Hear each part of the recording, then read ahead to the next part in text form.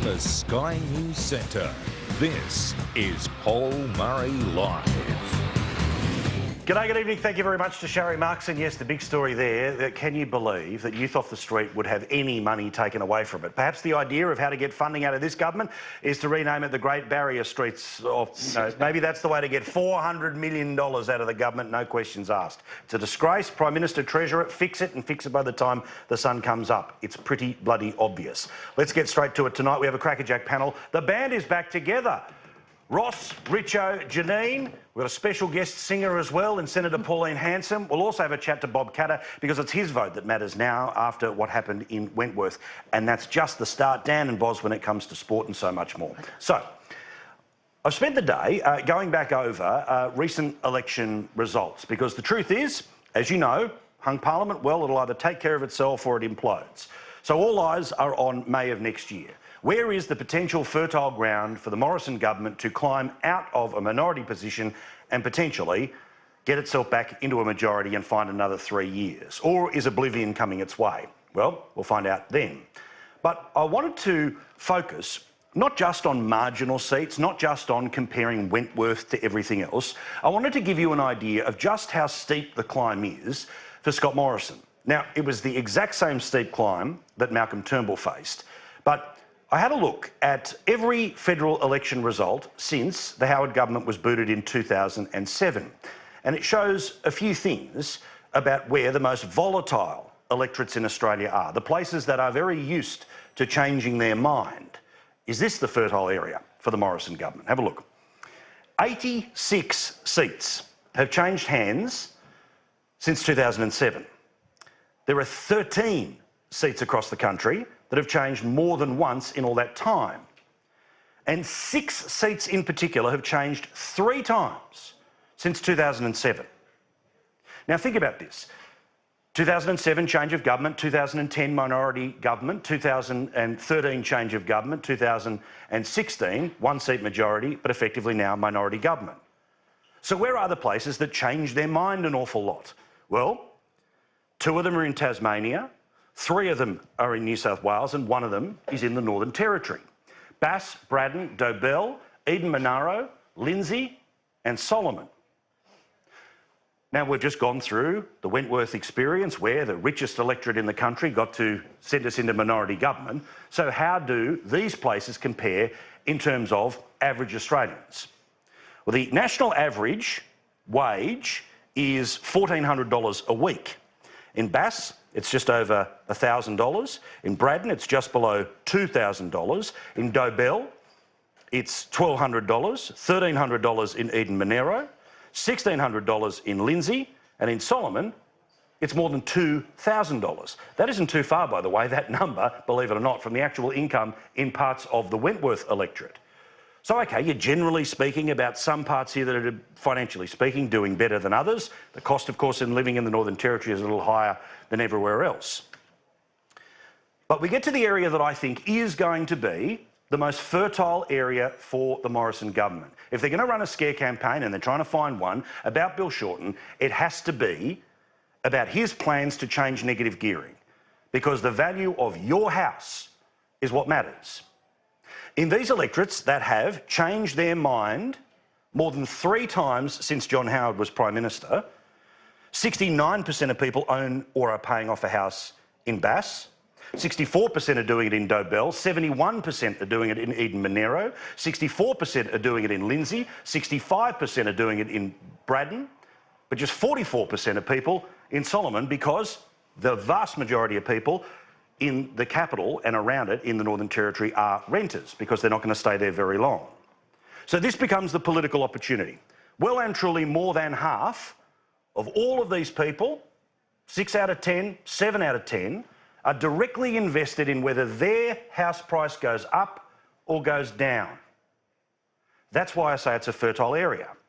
So, OK, all of these people that have been changing their minds over the past few years, how likely are they to flip towards a government that's in trouble? Not very. And this is where it gets bad for the government, because all of them are held by the ALP. Every single one of the seats that have been the most volatile seats since 2007 in Tasmania, in New South Wales, in the Northern Territory, are all held by Labor. The closest is Lindsay in Western Sydney at 51.49. The blowouts are when you start to get to Bass at 56.44 or Solomon at 56.44. So, okay, if they're not going to be able to flip a seat there because maybe the margins are a little bit tight, although I do think the housing thing might be able to move some numbers, what about when it comes to the overall most marginal seats in the country? Well, of the 10 most marginal seats in the country, including Herbert, the most marginal in the country, that's held by fewer than 40 votes, of those, 6 of them are held by the Labor Party, but 4 are held by the Libs. So before you can even get into the positive territory of trying to pick something off the Labor Party, you have to defend your own ground. Your own ground that at times is only 1,000, 1,500 votes. So what does this provide as the opportunity for the Morrison government? In terms of the issue, I think that the house price thing is massive. But you have to flip the conversation from being about housing affordability to being, Bill Shorten, you want house prices to go down so more young people can buy houses. Yeah, of course. Okay, everyone, that means your house goes down. Make it personal.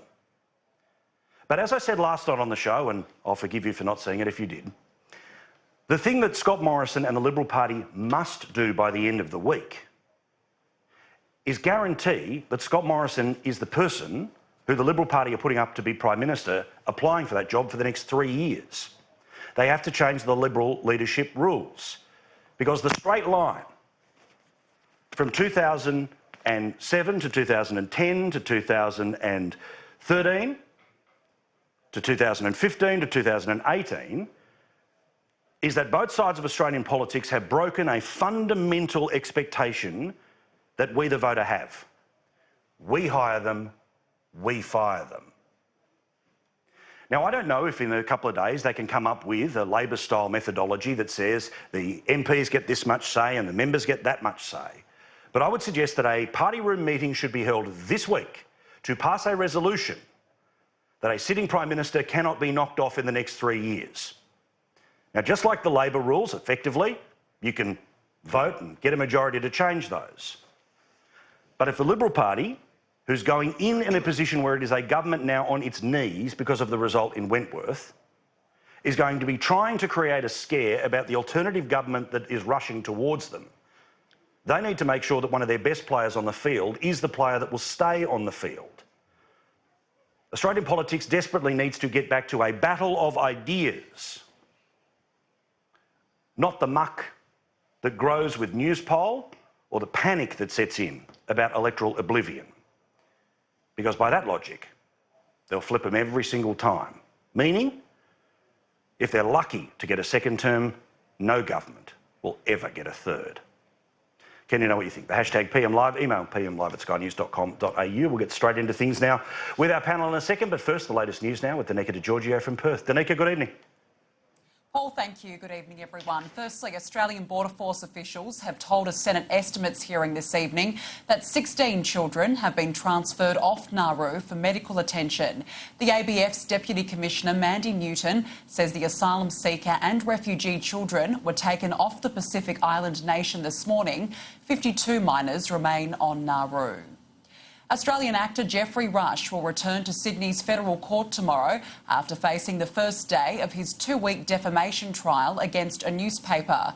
The Oscar winner sued the Daily Telegraph over articles it published alleging he used inappropriate behaviour towards a female co-star during a Sydney theatre company production. Mr Rush's lawyer argued that the allegations have destroyed the 67-year-old's reputation. The actor has denied all of the accusations. There are new allegations linking the Saudi Crown Prince to the disappearance and apparent murder of journalist Jamal Khashoggi. A newspaper has quoted Turkish government sources as saying Prince Mohammed bin Salman called the Washington Post columnist minutes before he was killed and tried to convince him to return to Riyadh. The Duke and Duchess of Sussex will travel to Fiji tomorrow after wrapping up the first leg of their Australian tour on Queensland's Fraser Island. Prince Harry today dedicated a forest to the Queen's Commonwealth Canopy Conservation Program. Later, the pregnant Duchess made a surprise appearance at the jetty, greeting awaiting fans. And the Indigenous Affairs Minister's office in Darwin has been targeted by graffiti. The writing, which says it's okay to resign, comes after Nigel Scullion supported One Nation's It's OK to Be White motion last week. Paul, that is the latest from the newsroom here in Perth. It's now back to you in Sydney. Thank you very much, Danica. I told you the band was back together. Take a wide shot, everyone. Have a look at this. Ross, Richo, Yes, Janine. I'm very pleased. Hello, and a special guest singer joining us now from Rockhampton in Queensland is none other than Senator Pauline Hanson. Senator, you got a new bit of kit that means we can talk to you anywhere in the country. This is going to be fun. Yeah, it's great. Actually, I'm in Yeppoon, just north of Rocky, so it's great. Beautiful up here. Lovely Good stuff. to be with you. All right, we'll work out the audio issue we may have with our guests here in a second. But Ross, we know Outsiders is up in a couple of hours. Thank you for lending us your enormous talents this evening. Well, I mean, if Outsiders is anything, it was Gough Whitlam, I think he said, when you drink from the well, you should give thanks to those who dug the well, and you've got to take some of the blame. I went to Bunnings and gave you the shovel. Yes. And forever you have been digging since. No, I'm grateful. I keep telling him to stop digging. All right. Now, look, let's do Wentworth. But about where I started all of this, Richo, where, look, I'm just trying to say to the Conservative people that are watching us here, is there a path, is there any path, or electoral inevitability means appoint as many people to boards as possible and that's it. What do you think about my logic about home ownership being the biggest scare and the price of your home being the biggest scare Morrison's got? No, it probably is the biggest scare he can have, but it's not going to do much good. I think there's so many issues now that have built up. And when you look at Wentworth, Wentworth's not typical of any other seat, so you can't say, this represents, middle Australia. It doesn't. But the damage to the Liberal brand out of Saturday is massive. And I don't believe there's any way in the world they can win an election. I think it's gone way beyond that. The question is, by how much will they lose? And at the moment, you'd have to say quite a bit. It may not be Scott Morrison's fault, but it's because I just don't think you can actually mend it. I don't think this is a fixable machine. It's just broken down. They can't campaign anymore. They've lost the knack, and on the ground they're hopeless. If they ran an awful campaign in Wentworth, and you got to say that that Karen Phelps ran a very good one. Darren Barnett, who's been on this show. Very much so. He's a clever guy, and he knows how to put together a message. And they did that very successfully, whereas the Liberals didn't have a message. They had about 200 messages, and that was about 199 too many. So they struggled. And I think the sad thing is Dave Sharma's a very impressive guy, and I would hope that he's not lost to Australian politics, because I think he's worth powder and shot. Janine, it's your part of the world, as you've declared before. And Richard. Did you vote for and the winner? Ross's. Did you vote for We're the all winner? Wentworth. Did you vote for the winner? I think Don't even try. Yes, I think it's been very well exposed that about 80% of the Sky News chatter comes from the seat of Wentworth. But anyway, proudly not myself. Janine, does Dave Sharma deserve a second shot at it, or is he a name that's too associated with this particular loss? So. Well, as somebody said, not they've already welcome got the T-shirts. They can save a bit of money and every dollar counts. I did tweet something on Saturday night when I saw Dave Sharma's very gracious speech, I thought, and I thought he did really well. That was the best he was. It annoys me that Andrew Bragg, the man who didn't run, remember, because we needed a woman... And he's popped up on the panels today. ...is being mooted to get the number 2 spot, or a top spot, for the Senate. Well, if you were going to do that, I would think Dave Sharma's earned it, as you did with Christina Keneally when she lost Bennelong. Not as, close as this one's going to be. I think if they're giving him something, and he did sound a bit ambivalent, it would be nice to see him run in Wentworth again. But I do think a Senate spot would be nice. No, he deserves it more than Andrew Bragg. You can't do that. That's not what Senate spots are for. It's for staffers, 32-year-old staffers who've done nothing. Excuse me, if you let me finish the sentence. Christina Keneally had been a Premier of New South Wales, and so, somebody who's spent not that much time here, who hasn't really been known in the party at all, is going to find it pretty hard to get the Senate. By the same token, why are they talking Andrew Bragg? If they have a problem with women, well, I don't know, that's not my phrase, but if they have a problem with women, They're certainly not going to fix it with Andrew Bragg. No, I guess I'm more saying that there are more deserving people. I agree on that. Senator Hanson, I'll get to you in a second. I don't mean to keep you waiting, but Ross, what about that question that I posed, that it is vital for the Liberal Party to be able to look Australia in the eye and say, you vote for Morrison, you get Morrison, you keep Morrison? I have a different solution to the problem to which you are referring, which is the lack of of stature and mandate in the leader of the Parliamentary Liberal Party. I believe is better solved by inviting the entire membership of the Liberal Party to have a vote in choosing the leader. And what that does is it just means that you've got a much greater reluctance by members of Parliament in secret backroom deals where they each have a powerful, immediate vested interest in the result of the ballot in terms of either being promoted or demoted in the cabinet and ministry. I think if you lock down and earth a leader's authority in the will of the total membership of the party, you solve that problem. Right. So that would be my preferred. I see, and I see Trent Zimmerman, who was the strategic mastermind, apparently, behind the Wentworth campaign for the Liberal Party. Good mate of yours, isn't he? Who has come out and said, oh, well, the answer to the party's problems is, one, is you should give us 4-year terms, and 2, we should do more on climate change. That is sort of Trent's suggestion. Can I suggest that rewarding yourselves with another year to continue the quality of leadership that we have been seeing is not the citizens' idea of a solution to this problem.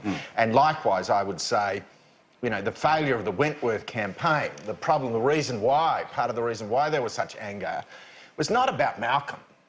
As Alex Greenwich from the Greens said on Sky, on David Spear's panel, he said every Liberal volunteer I spoke to talked about their fury with Malcolm because all the Liberal volunteers had worked for him for 14 years, but when it came time for him to work as a volunteer for someone else for 1 year, he said, no, I'm too busy. And that was the basis of the fury. So what the party has to do, and what they desperately needed to do at the time when they went to change Scott, is they had to provide a different policy.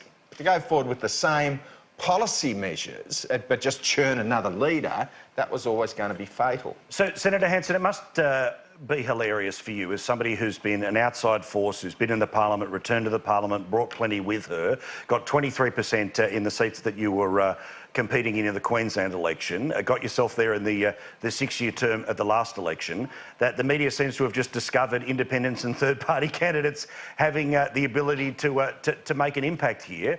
What lesson do you take out of somebody who's not a major party candidate, who with just $300,000 was able to take away a seat that the Libs have had since, forever? Well, you're right. But let's just say that Karen Phelps actually got about 31% of the vote. So she didn't get over the line in her own right. And you still got Sharma, who actually got 42% of the vote.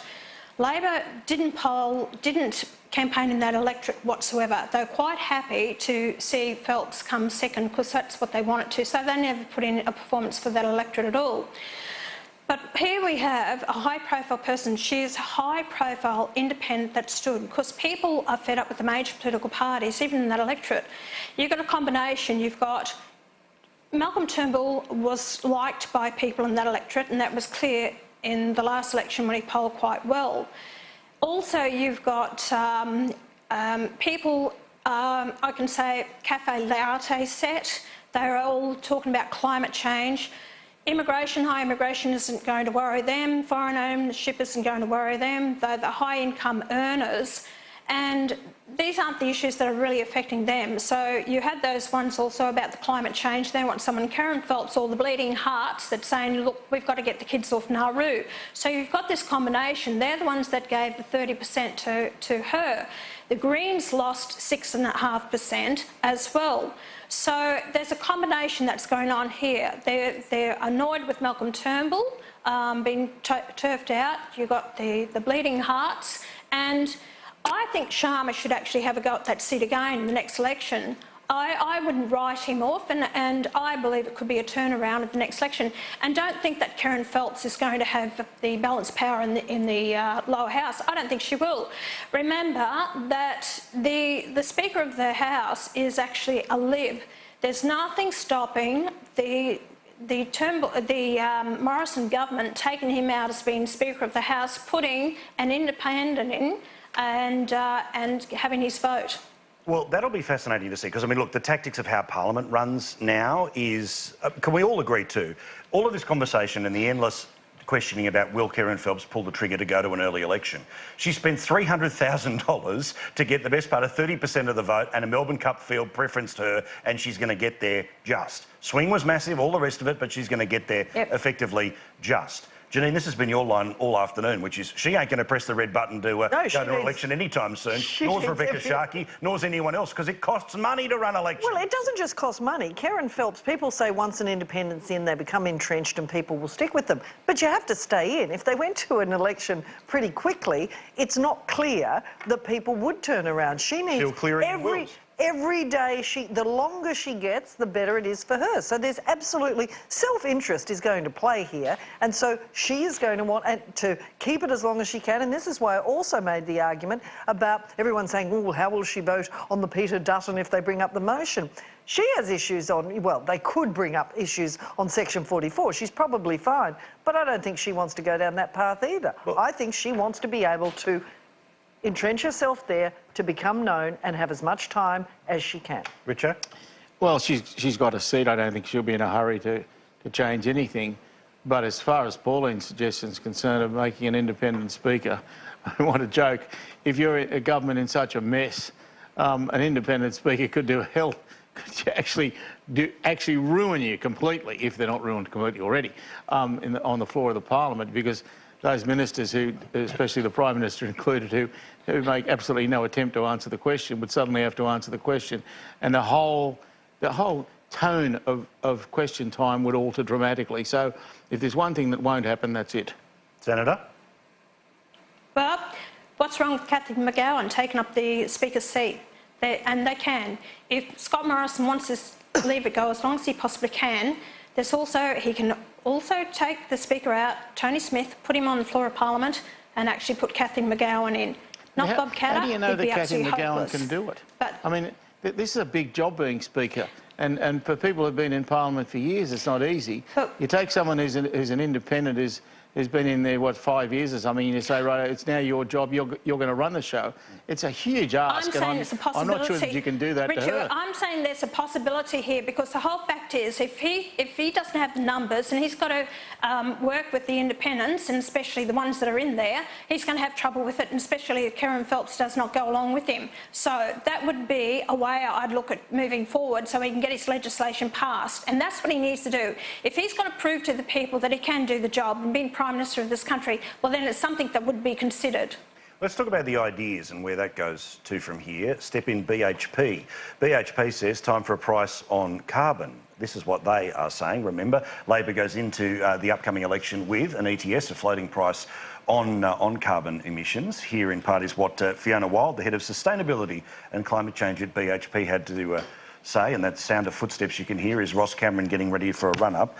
I think in the Australian context, what we'd really like to see is a really well integrated climate and energy policy which looks to affordability, reliability and emissions reductions, and that's what we're aiming for. But remember, all three can't be achieved by a policy. But anyway, at the moment, we don't have a long-term and effective climate change and energy policy.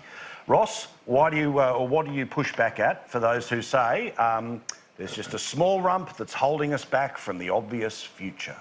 Well, I am frankly disgusted with BHP Billiton, a company in which historically I would have taken a great deal of pride as an Australian. Now, I would not cross the road to shake hands with the CEO of BHP Billiton. He is a complete and total sellout. Just slid in among the elites, you know, with perfect comfort, like Marie Antoinette saying to the pensioners, let them eat cake. Let them live in the dingy darkness as he sort of swans first class from, you know, one board meeting to another, sort of sucking up to the deep state and the regulators say, I'm going to be, BHP will be such a good boy for you, such a good boy. You know, here's a bloke, what's it, Andy, is it McKay? What's his last? I can't even remember. Andy, no, I don't, anyway. I don't know. It'll come to me. But, you know, here's a bloke who's running the world's largest mining company who says, oh, we're going to have a 50-50 gender target at BHP, you know, 50-50 gender target.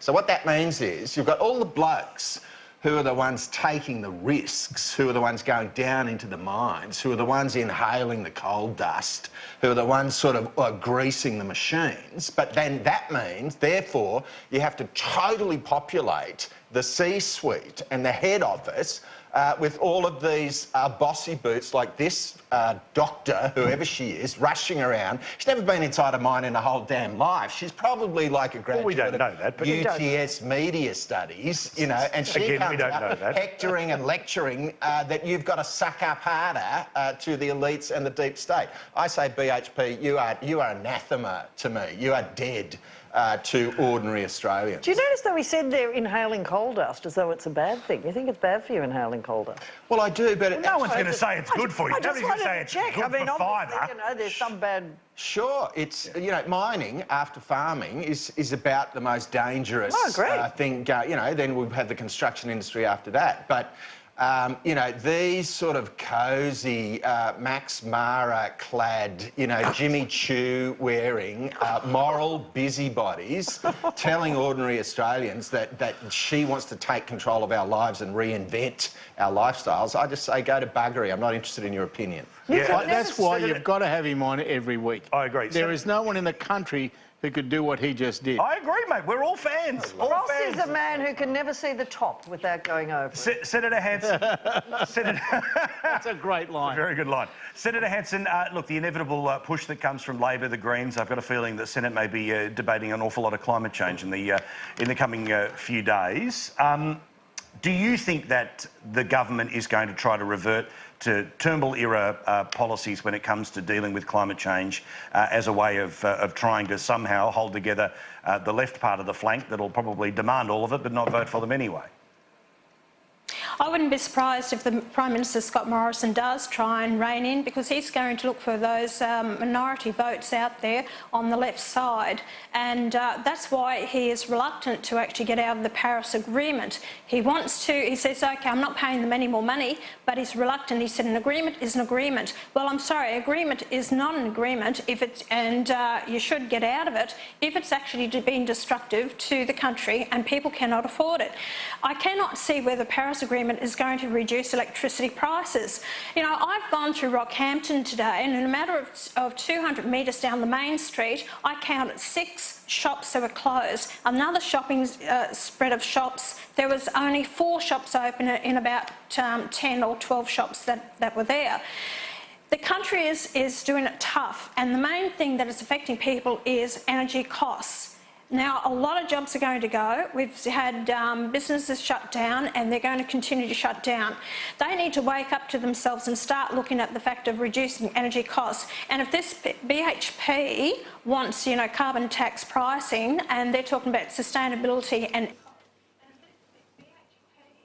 Oh, lost it. Yeah, sorry.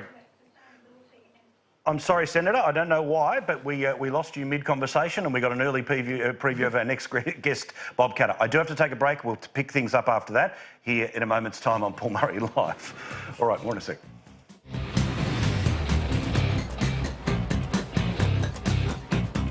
This program brought to you by the rear-wheel drive V6 twin-turbo Kia Stinger. For the drive of it.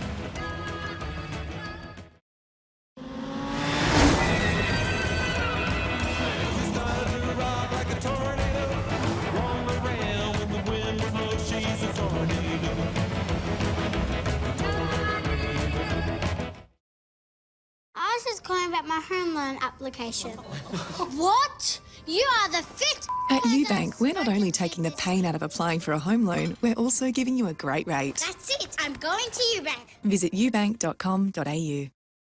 For just $5, you could win an instant property portfolio worth $2.7 million. Live on the beach in the Whitsundays. Embrace the Sydney life with bars, shops and restaurants on your doorstep. Immerse yourself in the creative capital of Melbourne. First prize is 3 stunning apartments in 3 states worth $2.7 million. This could be yours for just a $5 ticket. Call 1300 775 888 or visit rslartunion.com.au now. When it comes to home insurance, are you getting your Woolies worth? We are. I mean, we got award-winning home and contents insurance that gave us 30% off when we bought online. And when it comes to protecting something as important as our home, it's great knowing that we can call to make a claim 24/7. Granny Smith or Royal Gala? Red Delicious. Get your Woolies worth with Woolworths Home Insurance. That's why I pick Woolies.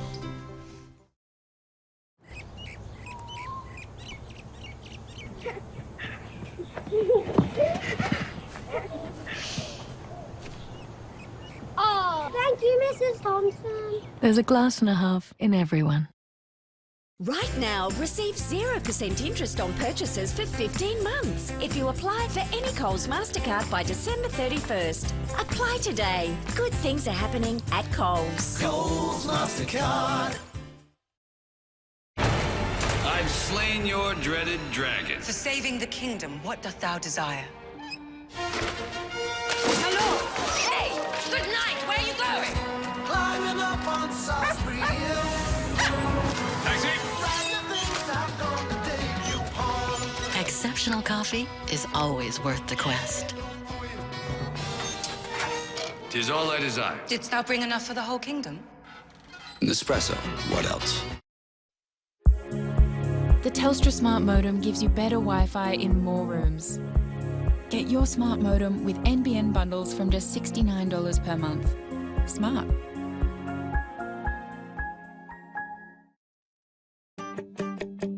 When a new staff member walks into the office and sees a Very Desk, they get excited. The Very Desk allows us to collaborate very easily. We can just quickly walk over to our colleague's desk and have a look at what's going on in the screen. It's a quality product. It's built to last. It is worth every single cent that you spend on it. Try VeriDesk risk-free for 30 days. Call 1-800-VERIDESK or visit veridesk.com.au.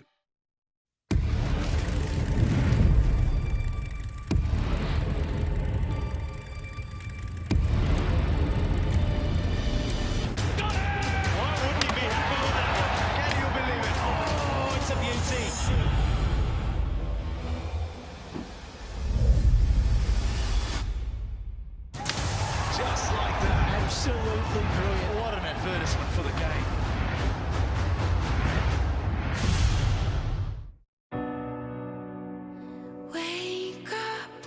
Over 100 complete series on demand. Stream as many as you want. Whenever you want. At no extra cost with the Drama Pack. The world's greatest dramas. Fox Showcase. To get Fox Showcase, upgrade to the Drama Pack.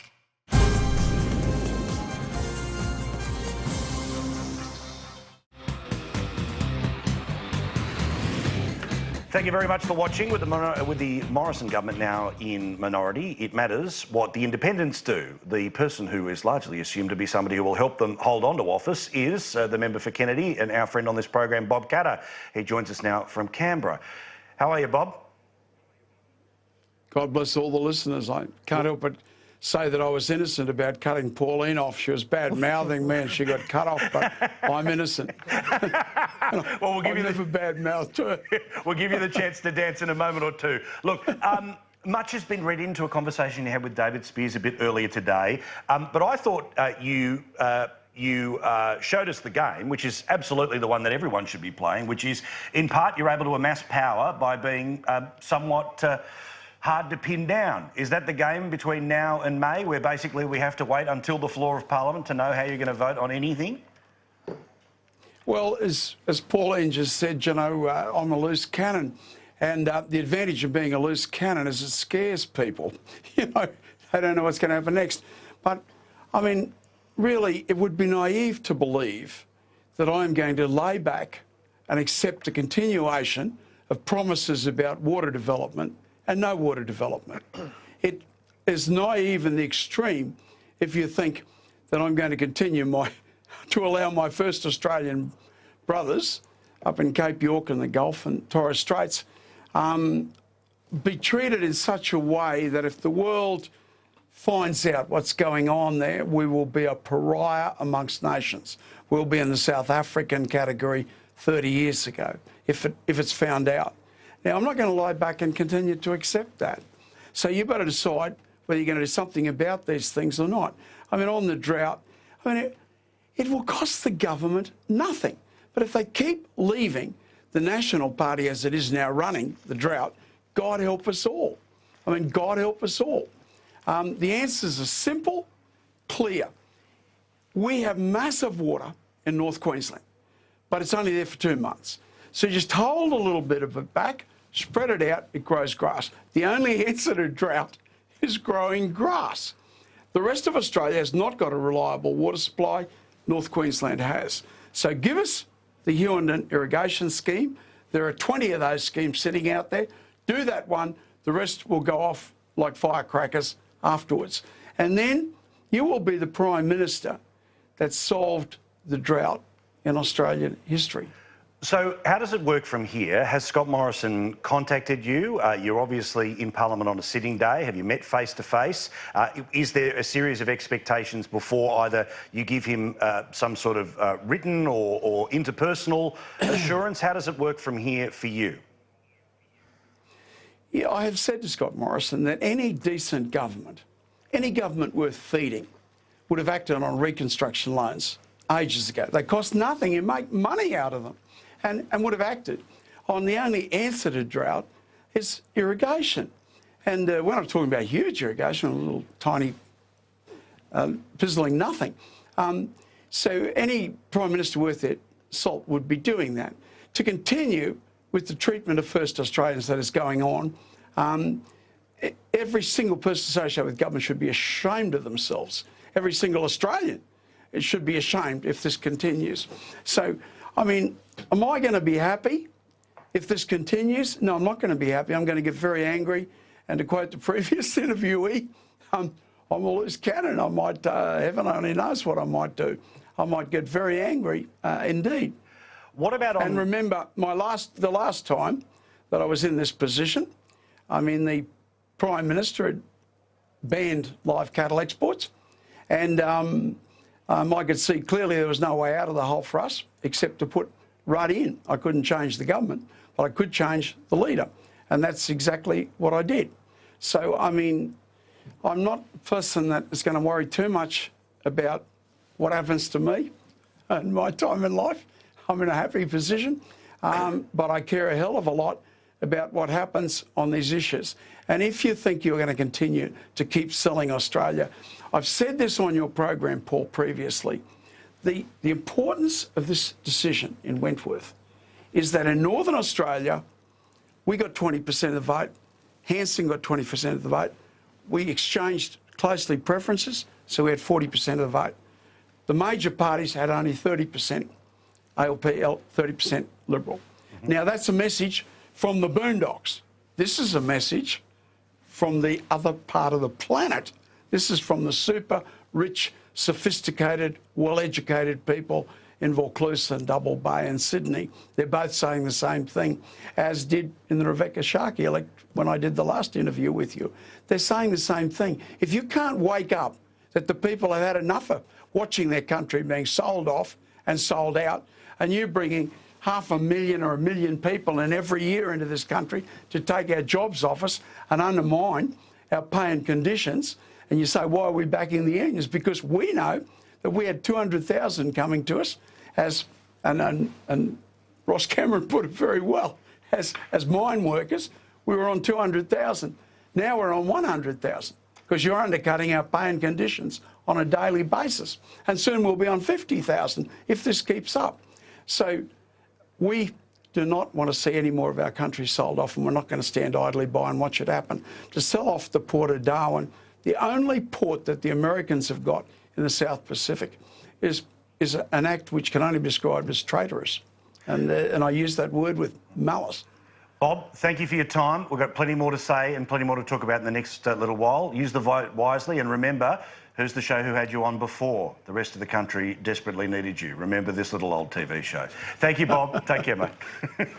God bless all the listeners. See you, mate. Bob Catter there, of course, the man whose vote is now well and truly vital in the survival of the Morrison government, with a few messages there and the price that will be required for his support. I do like that he at least admits in all of this that this is where the power comes from. Be the loose cannon and see what happens. Here in conversation with Senator Pauline Hanson, who is in Yeppoon, not too far from Rocky, in Queensland, where she's, of course, their representative senator, the former senator, the former minister, the king of many things here at Sky News. The reason why do you watch an election night, you know, forget the rest, he's the one, is, of course, Graham Richardson. Ross Cameron, who's just been looking over the LinkedIn profile of that gender and environment person from BHP. She was an expert on the chemistry of coral reefs. She went from there to being an OH&S advisor. She went from there to being a coach to the leadership team. Great. Yes, a coach. Hasn't been down a mine yet, but. Well, I'm just. She may have, but you know, certainly as a visit in all those jobs. Yeah. And she's. Let's just be confident. She's certainly part of the 50% quota that the CEO has said must be filled with chicks in heels. Right. And the lady whose eyes are getting a workout this evening is Jeanette Perrott. How many have we done a good eye roll tonight? Oh no, I'm building up to it. We haven't got to Trump yet. Oh no, don't worry. We're getting into all of this now. Two things I want to do. Firstly, is of course now normally I wouldn't promote that there's something happening over on Channel 2, but this is a fair dinkum tweet from the show that's on Channel 2 right now. These are your four options. What do you want the Q&A panel to discuss? The Wentworth swing, so, you know, Malcolm whinging, or climate change, or offshore detention, or gender equality. What a fun hour of television that'd be. You've made the right choice by watching us here. And Graham Richardson, you had a dance with royalty, or more importantly as well, your beautiful boy Darcy did. Have a look at this for a picture. Indeed. Have a look at this. Tell us about this moment where Darcy meets the Duke and Duchess. Yeah, well, we went to this to the function at the Pavilion restaurant in just near the art gallery, and we were sitting there minding our own business, as you do, and the Prime Minister brought them over, and of course Darcy, being the chatty young bloke that he is, got into a conversation with them immediately, and I think the main thing I took away from it is that Harry thought Darcy's shoes were cool. Oh, really? Cool shoes. Yeah, but look, it was all very nice. I went because I think he's an incredibly admirable human being. I think what he's done with the Invictus Games, I don't know if you've been able to catch some of it on telly, is quite extraordinary. He's given purpose to the lives of a lot of people who didn't have one. And I think that's pretty significant. If you can do that, if you only ever did that in your life, you've made a wonderful contribution. Agree completely. Is it true that you thought about getting some global coverage for yourself and just tickling his beard? No, I didn't. It's funny when they turn up, they are so ordinary, as in they're just normal people. They're not sort of colossuses that come up, you know, the 30-foot tall. Trumpets don't play as they walk in the room. No, they're just people. But of course, you know, I've spent time with his mum and his grandma, and so, you know. They say when you go to Australia, go have a chat to him. You go and see Graham. That's it, and they do. Well, it is possible that the only Australian with a more aristocratic accent and clipped vowels and diction than Prince Harry would be Darcy Richardson. Be careful, you'll cop it from Amanda for that. He sounds like he's just walked straight off the stage of a Shakespeare play. You know, he's a good little man with a very big future. We love him very much. All the best, Darcy. Now go to bed. All right, let's... now, as you know, last week there was, shock horror, a conversation about whether it was okay to be white. God forbid. Well, of course, that meant that The Guardian got to have opinion pieces like this one, and I wanted to get Senator Hanson's response to this, which was an opinion piece. When it comes to racism, Australia is clueless and I'm exhausted, says the author. Broadly speaking, when it comes to understanding of what racism is and how it works and the impacts it has on those that it is directed against, Australians are a particularly clueless bunch. It must be so simply because the obscene expressions of racism just keep coming. Have a look and you'll find that it is relentless. I assume that's aimed in part at you, Senator Hanson, and apparently we're too stupid to know what real racism actually is. That's right. To be racist, you believe that your race to be superior to another. We've connect everything that we say, or if we have criticise anything, then it's racism, which is absolutely ridiculous. I've been called in the paper white trash. That was just ignored by the media. They said, so what? They weren't interested in that. There is so much racism in this country, but it's also directed at whites who are, so you have Aboriginals out there, they call you white trash, they have a go at you, they got a chip on the shoulder. We need to get rid of all that, because I still hear, you whiteys took our land, it's all about how much money you're going to give us, and I'm sick and tired of this, and people claiming benefits purely because they're claiming Aboriginality or they're a Torres Strait Islander, and the people are fed up with it.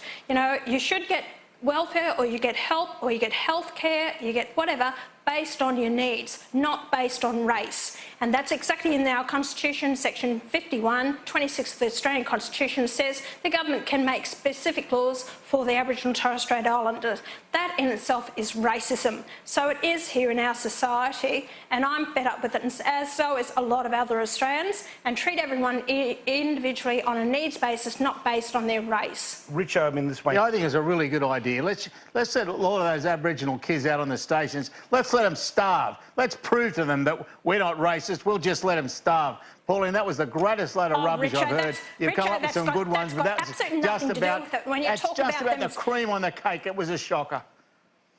What a load of bloody rubbish. You're saying that because Aboriginal kids are out on the stations. Well, a lot of these Aboriginal kids why do we give them money? We give them money because if we don't, they'll starve. People need to get rid of the chip off the shoulder. Oh. There are a lot of people, and I know families that are actually living in their cars. They're not Aboriginals, they're not black. They're actually white Australians living in their cars. They're homeless, and they're having trouble out there to survive. But no one takes any notice of them. But they do. That's rubbish. On the way in here, I had to talk to Father Chris Riley, who was on with Shari Markson. And there's somebody that we've all donated money to over the years, that lots of people do. The government's giving money to look after homeless kids, and most of the kids he looks after are not Aboriginal. We have all sorts of charities who do all sorts of things for people, and good on us. But of course, Graham, if you're in the Red Cross, or you're in the Salvation Army, or the St Vincent de Paul, or the Brotherhood of St Lawrence, you don't get to these far-out stations. You can certainly help people in the cities, but you can't help the ones that are right out there. And if we don't do something to help them, then we've got all sorts of trouble. That does not mean for a second that we don't have terrible problems in Aboriginal communities. It doesn't mean we don't have, for instance, abuse of children, which is a national scandal, and we need to do something about that. And I wish Aboriginal leadership had campaigned more on that than they do on whether we should have a different flag. But unfortunately, the Aboriginal industry has taken that over, and they don't do that. Nonetheless, the Aboriginals on the ground, they need help, and we have to give it to them. All right. Senator, last word, and then I'll move on. All I'm saying is that I put out a report years ago when I was in Parliament, 1996, and what an Aboriginal gets to a non-Aboriginal in this country. And there was so much racism tied up with that. As I'm saying, people should be treated on an individual needs basis, regardless of their colour, of their skin, or what race they are, what's their cultural background. And until we get to that, you're not going to have equality in this country, and we're going to have the division that's going to happen, because we throw $30 billion a year at, I call, the Aboriginal industry, and I'm sick and tired of people claiming Aboriginality when they're as white as what I am. It should not be on that basis whatsoever, and people are claiming it purely for the benefits that they get. Yes, there are problems in our society. Yes, there are people that need that special health care. But you talk about our bush and rural and regional areas. Don't we have, every other Australian that should have the benefit of that health care, and their kids being looked after as well? Why is it based on race? That's what people are fed up with in this country. Get rid of the racism. All right, we're going to take a break. Ross has more to add to this conversation. Believe me, you don't want to go anywhere. And the other channel's got 4 options, and all of them are shit. More in a sec.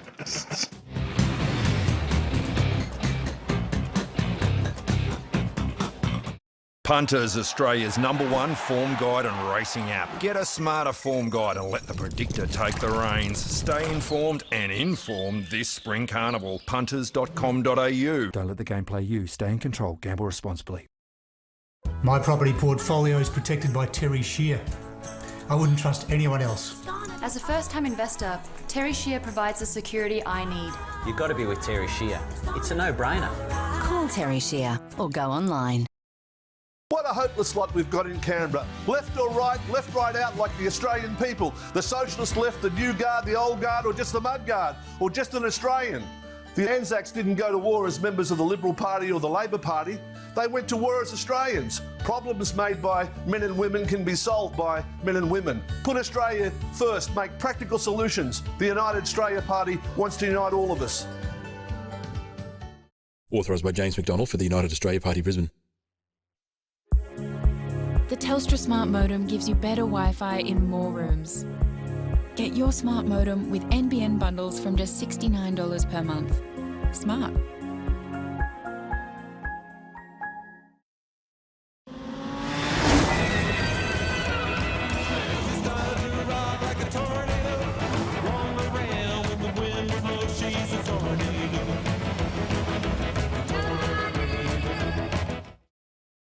Right now, receive 0% interest on purchases for 15 months if you apply for any Coles MasterCard by December 31st. Apply today. Good things are happening at Coles. Coles MasterCard.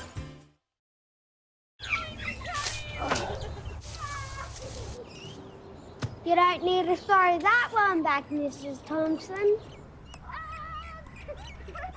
There's a glass and a half in everyone.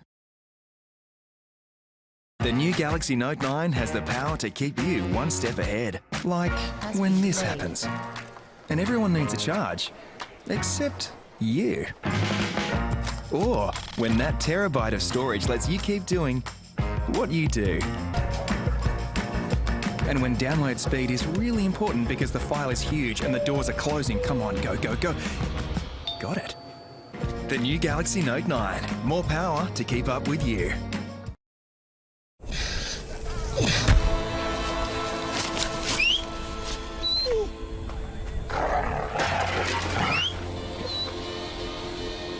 Stay. Right. Iron Jack.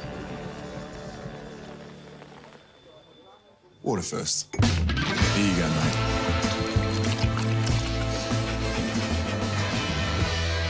Iron Jack. Thirst-crushing refreshment.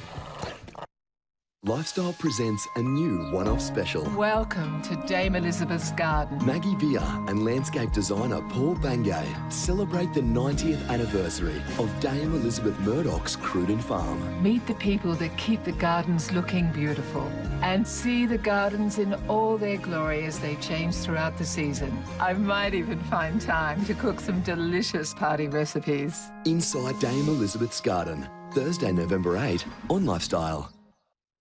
You hired me to assess your safety and security systems. Then after a complete analysis, I can say that it's the safest super tall structure in the world. I hear your dad knows everything about this building. No! Every man has a weakness. It's easy to find. So now we're going to find out how much you love your family. Skyscraper, available to rent October 31 in Foxtel Store. Why was he alone? Who was covering? It was an ambush. Starting Sunday, 8:30. Until the inquiry takes place, we talk to no one. A Foxtel original series starring Jay Ryan, Ewan Leslie and Kate Mulvaney. Fighting season begins Sunday, 8:30 on Fox Showcase or stream on demand. Thank you very much for watching. Here in conversation with Senator Pauline Hanson, who is in Yeppoon, not too far from Rocky. We're here with Graham Richardson. Richo, up on Wednesday night. Got a guests yet, or Tuesdays when the phone calls start? I'm going to have on the bloke is the boss with Jay Carr. And oddly enough, he wants to talk about submarines. He's a good bloke. He's a good bloke. I know Gary's a good bloke, so I've got him on. And I've got a woman on who's going to talk about sugar, because I'm right into the sugar argument. You're the pin-up boy for the campaign. We're going Just a little. This is the bloke who does everything you're not supposed to do. I'm the before in every before and after. Exactly. You are it, but I want to see the after. Okay, well, maybe one. Yeah, okay. Janine Perrott, of course, is with us. And Outsiders about an hour from now. Can you give us a little taste? Can you show us a little ankle, Ross? What's happening this evening on the Outsiders program? Mate, I've got absolutely no idea. Well, we'll get to that in a second. Now, we've got to put you under the pump in a second because you have to choose between Trump and Putin. We'll get to this in a second here. We're about to say goodbye to our dear friends with Win about a minute's time.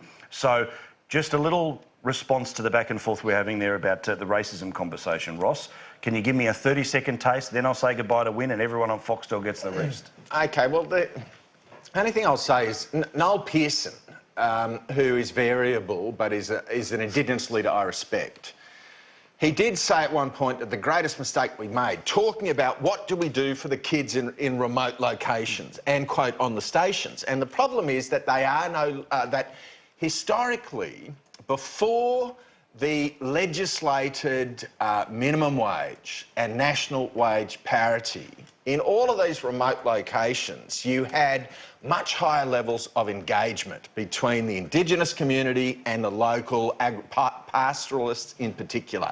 And then as soon as wage parity came in, according to Noel Pearson, all of those Aboriginal workers were just booted off the properties and went on to sit-down money, and they've never gotten off it. All right, I've got to say goodbye to everyone watching on Win. True, if you want to see the rest of this conversation, you keep watching us on Foxtel, which true. most people will be doing right now. In the meantime, Bill and Boz. So good on you for having Foxtel, kids, because you get to see the rest of this conversation. All right, let's move on here.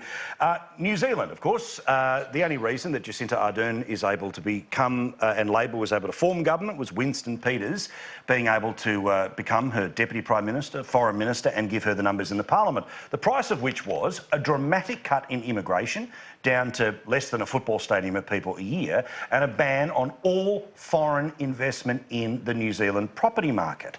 That system is now starting to kick in. It's not something where they drag and wait till 2 weeks before the end to maybe have an inquiry. They are doing it and doing it now. Have a look here, because the government has slightly relaxed on the terms of the ban that was there in June, when it decided non-residents could still own up to 60% of units in large and newly built apartment areas, but not existing homes. So, Janine, what do you think here about what New Zealand is doing, and should we be doing it here in Australia, where all the conversation about housing affordability, and I think that, you know, the pushing down of prices is a potential scare that the government can run on. Foreign investors, should they be able to buy, frankly, your house, Richo's house? Pauline. Well, firstly, we already have this. We are doing this. They are following us. We have a ban on foreigners buying existing buildings. We've had that ban for many, many years. So they're just following us. We allow new buildings. The fact is it enforced? And we found that it's not, and that's the problem. Correct. So I thought what's interesting is their biggest problem is like ours. Chinese students come in and they buy houses for later for their retirement. Australians are a big problem buying there, not just the Silicon Valley entrepreneurs who are buying it up, but Australians are exempt from this, so that's still going to be an issue.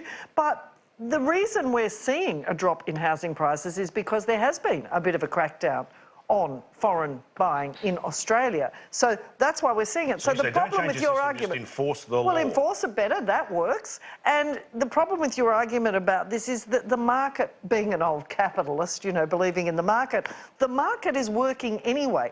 Property prices are coming down. And as we learnt when Scott Morrison, if he did that scare campaign... It's a political party that's saying we're going to change the negative gearing system to take a bidder away. Of course. If Scott Morrison did that scare campaign, they are just going to run all those quotes he did 2 years ago when he was out there about housing affordability, how terrible it was. He was the one leading the campaign. So you can't have it both ways. The market is working. Tighter restrictions, tighter lending by the banks, the clampdown on, well, I mean, a lot of that's coming from China too, but the drop in foreign buyers, all that is already having an impact. We're now talking, all the analysts, you will see much bigger falls. And most of it's in Melbourne and Sydney. Ross, how do you feel about foreign property ownership in Australia? Well, Plutarch, who wrote The Parallel Lives of about 50 Greeks and Romans, talked about the statesman who, in his actions, is blown by the public like the navigator blown by whatever breeze on the waters sort of goes into his sails. And there is this, I don't doubt that this move will be very popular, will be electorally popular in New Zealand. As indeed I know, I can feel the angst about, for example, Chinese ownership of Australian both agricultural property and to some extent real estate. Well, you heard Bob Catter, it's one of the prices for support for the government. But all I say to you is that there's two things. The shortage is one of supply, and in New Zealand they say they reckon they have a shortage of about 100,000. The shortage in supply comes overwhelmingly from government-imposed regulatory burdens, and you've got to go through like the number of separate approvals that have to be achieved before you can build a house or build a block of apartments is just extraordinary.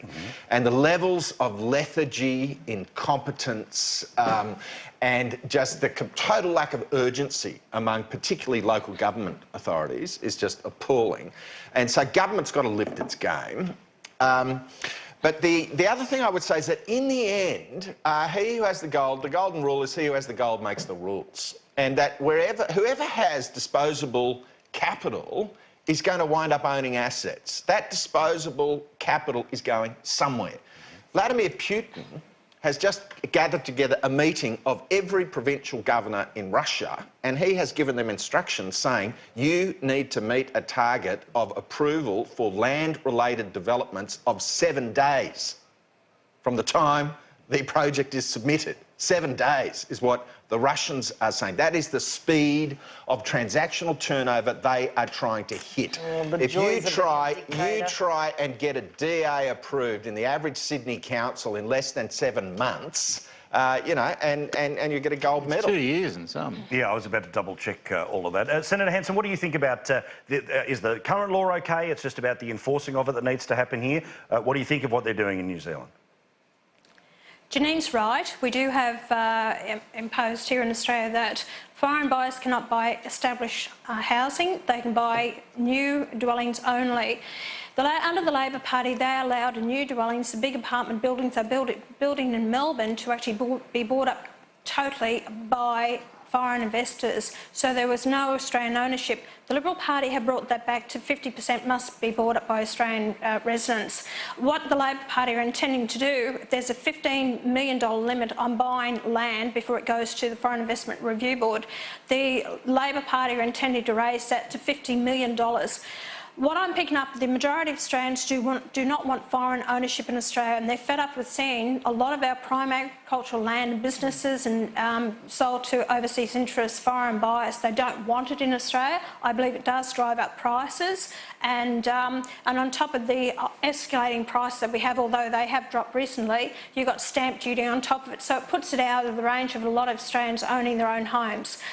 We need to get the prices back to a level where people can afford it, because the banks are not loaning monies anymore, and I think there's going to be a real problem economically in this country in the next year. The person who doesn't object to foreign ownership is the seller.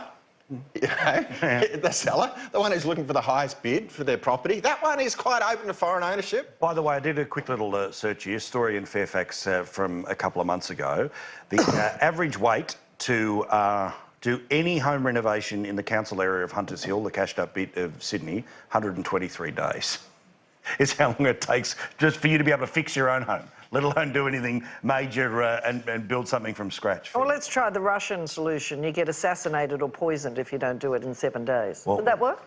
Well, I don't know. Maybe we should ask Seth Rich what happens, you know, to people who don't play ball in the United States. Now, I want to show you a bit of footage, because there is a story that lefties will try to pretend is some sort of right-wing conspiracy. I just want to show you pictures with your own eyes about what is happening here as people are moving from Central America through Mexico. Their plan to march all the way into the United States. Thousands of people getting ready to do it, about 5,000 of them. They are they are completely economic refugees. That's the question here. Now, this comes 2 weeks out from the elections in the United States that are coming. There are literally thousands of people that will march through Mexico and walk up to that border. if you're Donald Trump, Graham Richardson, this is manna from heaven. Because it ain't a maybe, it's an actual... this is not made-up right-wing hysteria. It's an actual group of thousands of people marching to your border, not running away from danger, running towards prosperity. This is what he'll call an invasion, and it's perfect politics for him. He'll stop them. It won't matter how many of them that come, he'll stop them, and America will applaud him for so doing. But in the end, it doesn't matter what country you're in. That slogan of Howard's, we decide who comes in and on what terms. I think every nation's got a right to control its borders. The US has certainly got the same right as everybody else. So I don't blame them for resisting.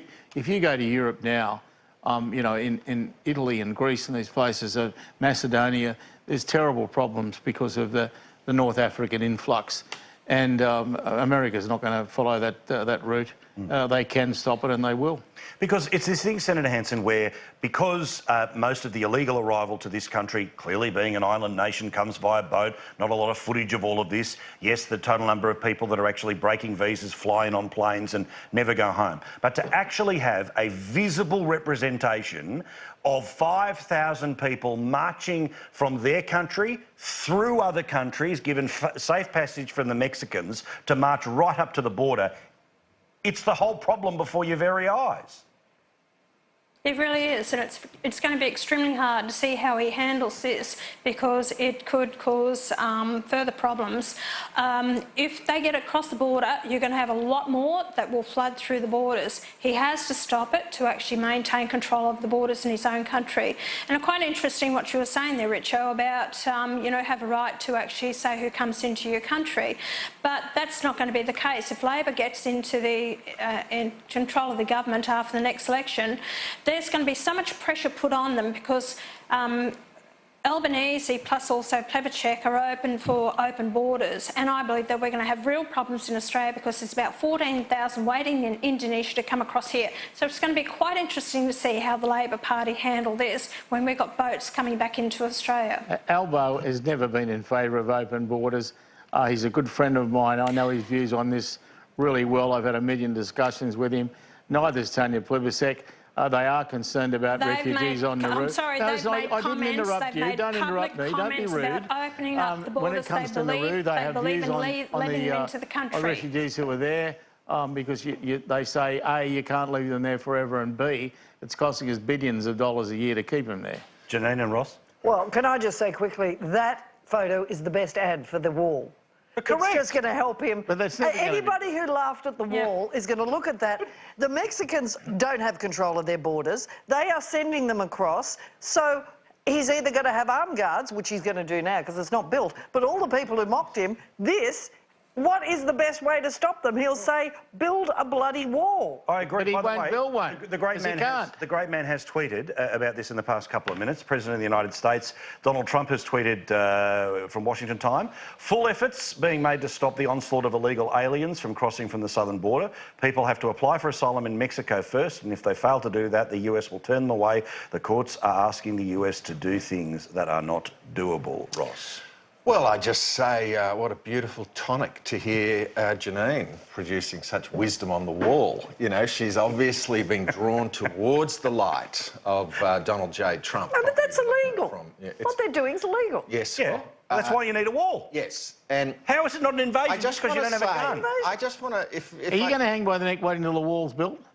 No, but I didn't think you would. No, I'm not. But I am going to say the principle is not so much as Scott Morrison, Tony Abbott and Jim Mullen proved. It's not any one particular thing. It's the first thing you must have at the top is resolve. Correct. And I think in that respect, I've got a lot of sympathy for Senator Hanson's view. I'm not reflecting on either Anthony or Tanya Plibersek, but I do note, going into the last election, you had, I think, 22 separate Labor candidates distancing themselves from Bill Shorten's position on borders. And so I think whatever we think the likelihood that the resolve of the Australian Labor Party will be immediately tested is very real.